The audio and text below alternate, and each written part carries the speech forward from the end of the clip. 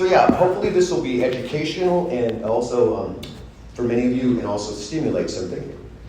All right, so we wanted to do this talk because there's a lot of similarities between the American chestnut and chestnut blight and the American butternut and butternut canker. So we kind of wanted to compare where they're similar and where there's some differences. And there's a lot of similarities between the two. So first, to look at the first corner of that disease triangle, the pathogen side, both the chestnut blight and butternut canker pathogens are ascomycete fungi. They're both stem canker pathogens, so they attack the stems, the trunks of the trees. And in both of the tree species, in the pure species, there's very little resistance. And in contrast to that, the Asian chestnut and the Asian walnut species tend to have much higher resistance to those diseases. And they are both of Asian origin. At least it's suspected in the butternut canker that is of Asian origin, but for sure in the chestnut blight it came from Asia. So now to the differences between the two. In the chestnut blight and American chestnuts, one canker is often a fatal disease for the tree. One canker can either kill the tree straight away, or it might lead to more cankers further down the tree that will end up killing it. Whereas with the butternut canker pathogen and disease, it usually requires multiple cankers. Chestnut blight, the cankers are perennial cankers, so they stay on the tree year after year and continue to get worse.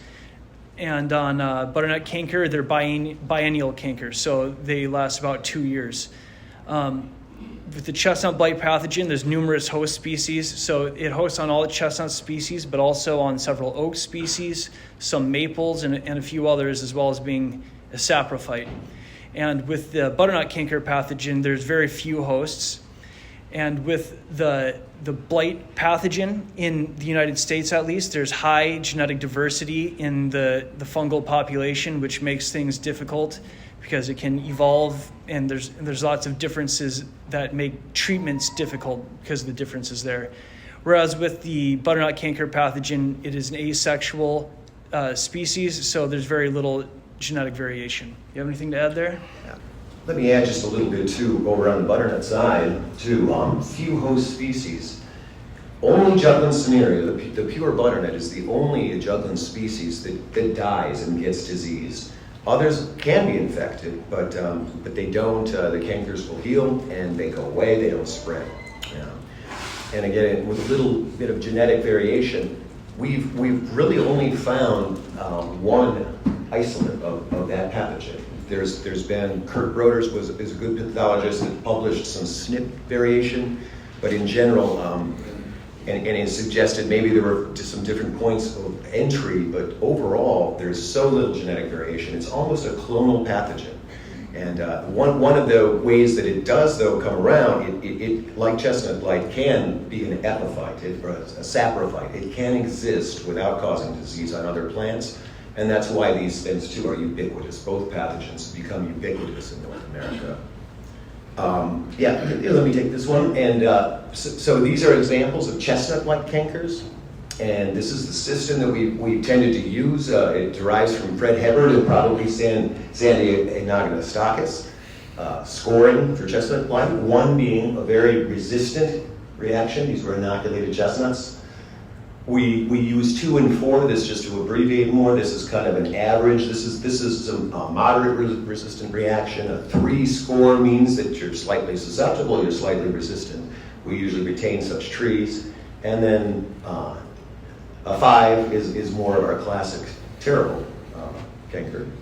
Here's the same situation with butternut canker. These are all actually natural cankers. They had been inoculated, but this is past the inoculation time, and new cankers have emerged. As we mentioned to begin with, too, one canker is not lethal for butternut. This is a very good reaction. That's a hybrid, actually, too, not a pure. This is not a bad reaction. That was a pretty bad canker, you can see, but it's stopped. And then this is what kills the trees. What we rate as 4s and 5s are terrible. And unlike chestnut blight, butternut canker will go down into the roots too. The soil doesn't stop it. All right, so we didn't get data together for the chestnut. I'll continue with the butternut and the difference between hybrids and pure butternuts. Each bar here represents a family, a distinct open pollinated half-sig family. And these trees were all inoculated in our first screening block at Purdue. And what happened then, we started an epidemic with the butternut canker disease. And it seems to be much more important to screen. The artificial inoculations are not that indicative of the resistance of the tree. Chestnut blight too, we found, right, that needs to go further than just a 1-year inoculation in a reed. You need to see how it does over time. But nevertheless, this is what happens with butternut canker. In year 2, more trees become infected. The blue bars are pure, the reds are hybrids. And because if you make your decision here that I've got some resistant pure butternut, well, those changed in year 2. By year 3, everything is now infected, including all of the hybrids. And in our experience, by 5 years, they're all getting quite bad.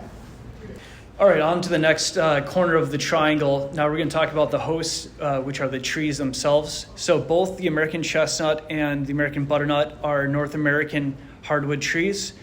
They're both monoecious diploids, so they both contain both sexes on one tree, the male and female flowers, and they're both diploid, which means they contain a set of chromosomes from their mother and their father, one from each, which is actually kind of nice. You can run into other systems where there's tetraploids, octoploids, that can get pretty complicated. And both species have regional genetic diversity. Some differences between the two include their leaf morphology. Chestnuts have simple leaves, and butternut has compound pinnate leaves. Chestnut blight, now this may be a little bit controversial. I know how some people feel about this, but chestnuts are insect pollinated, and there's been some recent studies that have shown pretty conclusively that this is the case, that they are mostly insect pollinated. I can share those studies with you sometime if you're interested. Whereas the butternut are wind pollinated. Chestnuts are self-incompatible. They can't produce nuts without a breeding partner. So isolated trees can flower and produce nuts, but those nuts won't fill out and they won't grow. Whereas the butternut can produce viable nuts with a single tree. American chestnuts and chestnuts in general are pretty long-lived. They can live 200 to upwards of 1,000 years. You can see examples still today in places like Corsica, where there are trees that are 800, 1,000 years old, which is pretty amazing. And in comparison, the butternut are much shorter lived in the realm of around 70 to 100 years. Susceptible trees of American chestnut live around 10 years before they become infected and killed to the ground. And unlike butternut, they can survive in their roots and resprout from the collar. Whereas with the butternut trees, they can live 2 to 70 plus years, but they don't resprout when they become infected because the fungus actually kills them down to the roots. And in chestnuts, in resistant chestnuts, resistance is controlled by minor genes, so that includes many dozens, if not hundreds of genes, whereas in the butternut and in their resistant family members, susceptibility genes are thought to be the cause as opposed to a lack of resistance genes. And here's a couple examples, too, of a beautiful, still blight-free, but soon to be doomed because we have blight in this stand. This is our rose lawn stand in Indiana, where a state champion tree is. This tree was just recently measured at 31 inches DBH. And here's Caleb Kell with a butternut in a clear-cut planting. This tree is now 10 years of age at that point, growing phenomenally, competing with tulip poplar. And this is in central Indiana. And you can see the beautiful timber form we do get with the butternuts in the woods. All right, so genetic resistance to the disease. So this goes under the host section of the disease triangle. The host refers to the susceptibility or resistance of the host to the disease. So with chestnut blight genetic resistance, the pure species of American chestnut is fully susceptible. We haven't found any resistant American chestnuts. You can still find survivors on the landscape. Many, in fact, there's millions still out in the forest. And sometimes you'll find large surviving American chestnuts They're usually isolated and not producing nuts. But whenever those are tested, they tend to not actually be resistant. Resistance, and let's see, when you compare that with the butternut, it's also the same. The pure species is susceptible, there's survivors, and there's variation in levels of susceptibility. So you'll find survivors, and some seem to survive longer post-infection, but they all do succumb to cankers. The resistance in both types of trees are found in the Asian species. So in chestnuts, Chinese and Japanese chestnuts have resistance genes, and in walnuts, there's the Japanese that carries the resistance genes. And hybrids can increase the resistance in those susceptible species, but it's an unstable inheritance in those offspring. So you can actually do a bit of selection and get resistant hybrids, and that's actually very useful for things like agriculture. You can make clones and do orchards of resistant hybrids, but it makes it difficult for restoration when there isn't that stable inheritance, and you have to do many rounds of selection and breeding in order to fix that resistance into the populations. So in American chestnuts, we have genetic engineering techniques that have been pioneered at SUNY ESF over the last 30 years, and we have multiple engineered lines that use the OXO gene that reliably increase tolerance to chestnut blight infection. And we're testing new genes as well to complement that OXO gene in our future lines. In butternut, there isn't any genetic engineering yet, but there has been genetic engineering done in walnuts in the past. So there is a plausible path forward if that is something that someone wants to do eventually. But first, there needs to be somatic embryogenesis techniques that need to be developed in order to do those transformations, and genes for resistance need to be discovered in order to impart that resistance into engineered trees. And here's an example of the second screening blot we've got at Purdue with the HDRC. You see on the left, in the red box here, 4 tree road plots. So this tree had died earlier than a 10-year mark here. There's 3 that will be called out that are basically dead. This one's still got a little life, but those 2 are dead. Butternuts, I don't know if you mentioned that. Oh, I'm sorry, too, yes. This is butternut, so we don't have a perfect pairing between the 2 at this point. So these are butternut families, right? Open pollinated siblings. In contrast, the next row over, there were 4 hybrid seedlings. 4 hybrid seedlings. Or 1 is out for whatever reason, but you can see the relatively disease-free status. So there are limited control methods for both diseases. Neither of them have good fungicides yet. There is some research into the propiconazole. Do you want to talk about that at all? I will, yes. Yeah, we have been trying to stimulate pathologists and those that are capable of doing the research to test different fungicides. And it's something that has been talked about a lot in different circles, and it's often said, oh, it won't really work. The thing is, though, we go through a lot of work to do this breeding, and we know we don't have a final product yet, but before we do, we have to keep the trees alive for a while. So it is something that just, for the breeding purposes and the development, we could use as a short-term fix will help. So Caleb Kell and I and others in the Indiana chapter have been working on this, and we came up with 57 milliliters of propiconazole fungicide mixed in latex paint. We add 4% now DMSO, a penetrating type chemical, to try to get it into the canker, because we had done mud packing, and Erik will go over that. And the mud packing it sometimes works. We had some arguments though over where do we get the mud, which mud. We haven't tested our mud sources so much, and I just felt like it would be clearer to go with a fungicidal application. And it has helped, but it's not, it's certainly not going to get it back in the forest. Yeah, so the biocontrols for American chestnut, there's a few that are available and that are kind of being developed right now. Hypovirulence has been around the longest, and that's a viral infection of the blight fungus. And the way that you do treatments are on individual cankers, where you inoculate cankers with these hypovirulent strains. The issue with that, especially in the United States, is that there's so much genetic diversity that you need to do what's called strain matching, where the vegetative compatibility groups need to match. And since there's so many, it makes it difficult. You need to go through a process to to make that happen. Whereas with mud packing is a pretty simple procedure where you take mud we've used it from several different sources and it seems to work no matter where we get it from, and you pack the cankers with this mud. And this seems to have a very high percent of actually being successful. The issue with it is that it's pretty laborious and it only treats individual cankers. So it's kind of like a Band-Aid solution.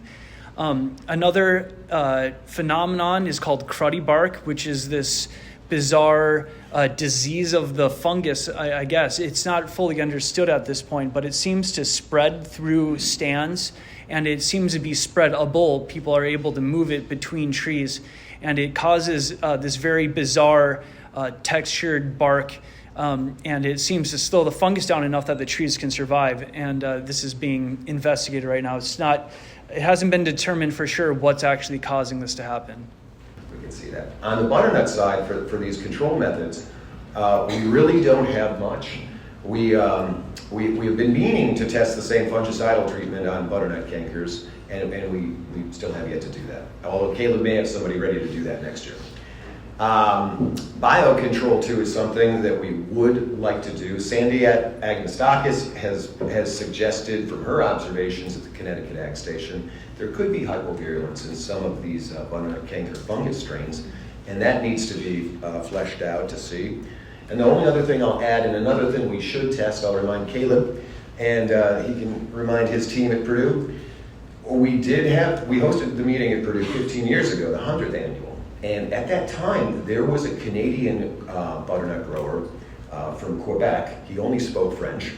And as we were touring our early blocks, which was fine, that's fine. The only problem was he got very excited and looking at the cankers, and he went ahead and ran up to one and pulled out his pocket knife and started carving the edges of the margin.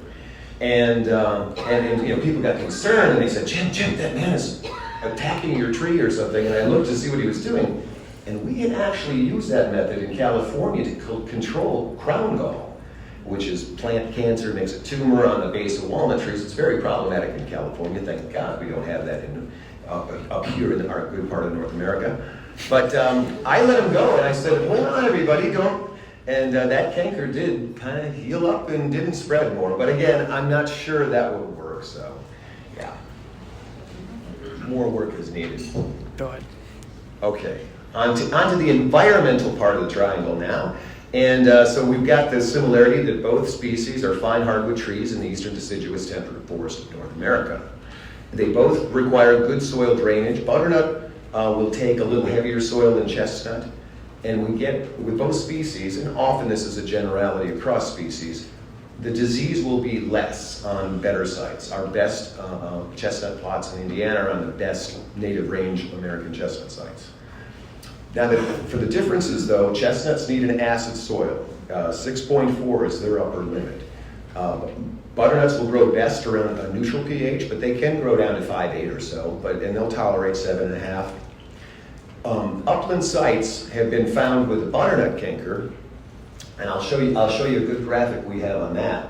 Upland sites, have been suppressive to the butternut canker disease. And such things have not happened. that upland bottomland doesn't happen. Chestnut's not really a bottomland species. Sarah Fitzsimmons has went ahead and she has found a lot of G by E, we call it genetic, genotype by environment interactions on chestnut screening with replicate plots that have been inoculated with the TACF BC3s. And but the butternut is quite impressive with that. Then the other differences are ridge tops and dry sites and slopes is where chestnuts tend to occur. And in those cases too, the disease could be worse as you go down slopes. Uplands, mixed message. I think we screwed that up a little bit. No, you know what I mean? Yeah. We copied and pasted that. Yeah, sorry, we'll just confess now too. We've been putting this together today through the conference, a little ahead of time. But pay attention to this one. Microbes affect the disease for chestnut blight disease. We don't know, other than the potential that there could be hypovirulence for butternut canker, and we say that too because the microbes that affect the disease, we believe it's microbial activity with the cruddy bark, and the cruddy bark would be quite the factor, along with hypovirulence that only occurs in certain stands for very complex reasons. I think we should probably skip this one. We're running out of time. We're gonna run, how much time we've got? 1 minute. 1 minute. No, that's not my phone. Well, just to show you in kind of a graphic detail too on the environmental factor for butternut canker disease, on the left are 4 different plots. We inoculated everything in the shaded red lines. All the butternuts were inoculated, okay? And then we had some in between. And they all became infected over time. By 5 years, the infection had spread. And then the third and fourth block that's not far away from those two, those were the natural infections at 10 years for each. In contrast to two upland sites we have where we inoculated there, the natural cankers that resulted over 10 years to 15 years are shown in the other butternut plots, and were much lessened. All right, so to wrap things up, the intervention is required in order to save these species from functional extinction. They'll persist for a while in the forest, but they'll persist as they have since these diseases arrived, which is greatly reduced in the environment. Host plant resistance can be bred, so hybrids with Asian species can be done. It's being pursued in both chestnuts and in butternuts. Multiple hybrid programs are being pursued for chestnuts, and hybrid resistance is being worked on at Purdue. Both plants have had their whole genome sequenced, and there's now marker-assisted selection for breeding for chestnut going on with that whole genome sequence, and that's being developed soon in butternut. And genetic engineering obviously is being pursued at SUNY ESF. And one quick note is that hypovirulence is also still being worked on to be improved. Something called a super donor strain is being worked on, which can hopefully deliver that virus between all strains of blight fungus, which would make that biocontrol much more effective. And that's everything. Thank you.